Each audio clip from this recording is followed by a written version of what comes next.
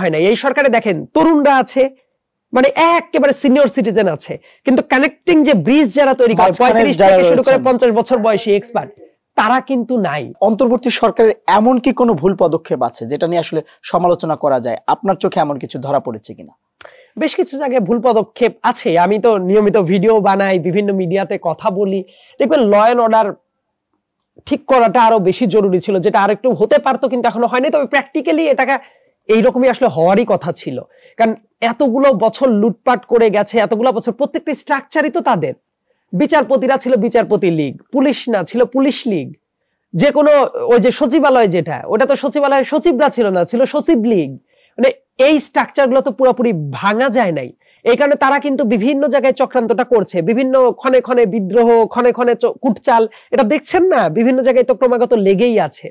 So এই ব্যাপারগুলো আছে এক সাইডে, যেমন এটাও একটা সত্য ঘটনা যে এই কারণেই অনেক জায়গায় অস্থিরতার জায়গাটা আছে। তবে একই সাথে এই গণ অভ্যুত্থানের স্পিরিটটা আমি অনেক জায়গায় কম দেখতে পাই। অনেকেই আছেন আমার কাছে মনে হয় যে বয়সের ভারে নুব্জ টাইপ কাজ করেন, খুবই স্লো, স্টেপ বাই স্টেপ কাজ করছেন।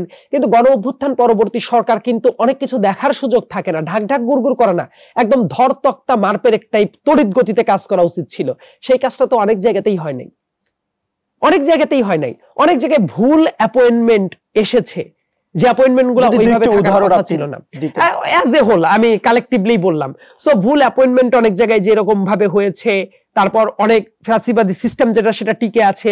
মোস্ট ইম্পর্টেন্টলি আওয়ামী লীগ, ওদের কিন্তু ব্যাপক পরিমাণে ক্যাশ ফ্লোটা এখনো আছে বিভিন্ন জায়গা থেকে। সো ওদের দেখবেন অনেক ভুয়া মামলাও তো হচ্ছে, রাইট?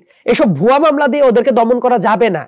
যেটা করতে হবে সেটা হলো অ্যাবসলিউটলি এদের অর্থনৈতিক ভাবে যে লুটপাটের চিত্রটা করেছে এবং যে সিস্টেমটা দাঁড় করিয়েছে, এই সিস্টেমটাকে ভেঙে দেওয়া, এবং এদের আর্থিক যেসব কেলেঙ্কারি আছে সেগুলোকে দুর্নীতির মাধ্যমে নিয়ে এইভাবে বিচার করা।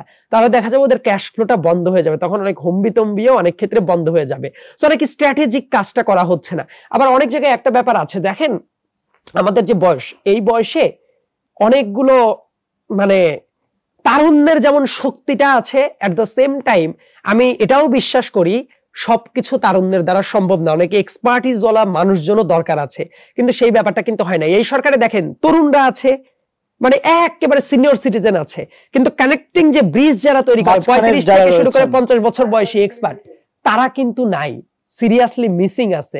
সো অ্যাপয়েন্টমেন্টের ক্ষেত্রে, ল এন্ড অর্ডার নিয়ে এবং বিভিন্ন জায়গায় অস্থিরতার জায়গাটা আছে, তবে তাদের কাজ করার ইন্টেনশনটা কিন্তু আবার আছে।